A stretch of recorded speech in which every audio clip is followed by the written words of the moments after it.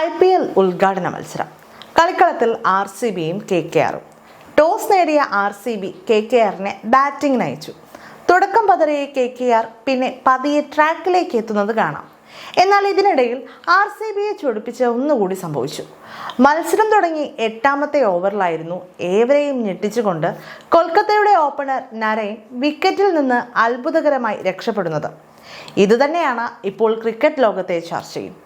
Bat ചെയ്യവേ അബദ്ധത്തിൽ bat വിക്കറ്റിൽ കൊണ്ട് ബെൽസ് താഴെ വീണിട്ടും അമ്പയർ ഇത് ഔട്ട് നൽകിയില്ല എന്നതാണ് അത്.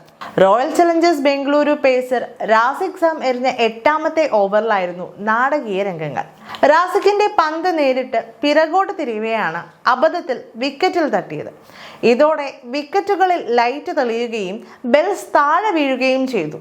ഇത് ശ്രദ്ധയിൽപ്പെട്ട RCBയുടെ താരങ്ങൾ അമ്പയറോട് അപ്പീൽ ചെയ്തെങ്കിലും ഔട്ട് നൽകിയില്ല. ദൃശ്യം കണ്ട ആരാധകരും സംശയത്തിലായി. ഇതോടെ സോഷ്യൽ മീഡിയയിലെയും ചർച്ച എന്തുകൊണ്ട് അമ്പയർ ഔട്ട് വിളിച്ചില്ല എന്നതാണ്. അതിനൊരു കാരണമുണ്ട്. ICCയുടെ നിയമപ്രകാരം ഒരു ബാറ്റർ ഷോട്ടിന് ശ്രമിക്കവേ ഹിറ്റ് വിക്കറ്റ് ആയാൽ മാത്രമേ അത് ഔട്ടായി കണക്കാക്കുകയുള്ളൂ. ഈ സംഭവത്തിൽ സുനിൽ ഷോട്ടിന് ശ്രമിക്കവെയല്ല ബാറ്റ് സ്റ്റമ്പുകളിൽ തട്ടിയത്. ഇതുകൊണ്ട് തന്നെ അത് വിക്കറ്റായി കണക്കാക്കാനും സാധിക്കില്ല. എന്നാൽ നരൈനെ പവലിയനിലേക്ക് അയക്കാനുള്ള RCBയുടെ ശ്രമം തൊട്ടടുത്ത ഓവറിൽ തന്നെ ഫലം കണ്ടു. 9ാം ഓവറിലെ അവസാന പന്തിൽ നരൈൻ ഔട്ടായി. അതേസമയം കഴിഞ്ഞ ദിവസത്തെ മത്സരത്തിൽ KKRന്റെ കരുത്തായത് നായകൻ അജിങ്ക്യ രഹാനെയായിരുന്നു.